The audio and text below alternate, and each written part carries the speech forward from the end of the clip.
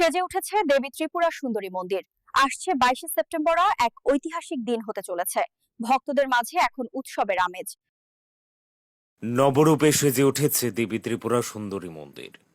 ত্রিপুরার ইতিহাসে গৌরবময় ঐতিহাসিক দিন এই 22শে সেপ্টেম্বর। নতুন করে রচিত হবে ত্রিপুরা সুন্দরী মন্দির ভবনের পথ চলার ইতিহাস। সতীর 51 পীঠের এক পীঠস্থান ত্রিপুরার উদয়পুরে প্রতিষ্ঠিত। সৌভাগ্য এই রাজ্যবাসী যারা দেবী মায়ের আশীর্বাদে আশ্রিত। প্রসাদ প্রকল্পের নতুন ভবন বানানোর কাজ শেষ। চিরতরে নতুন আলোর প্রতিফলন পড়তে শুরু হয়েছে মানুষের চোখে, কারণ পুরো মন্দির এখন আলোকসজ্জায় সজ্জিত।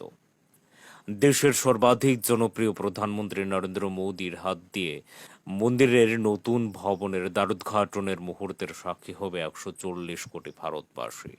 মন্দির সহ মন্দিরের পার্শ্ববর্তী এলাকা এখন পূর্ণিমার শশীর আলোকচ্ছটায় আলোকিত।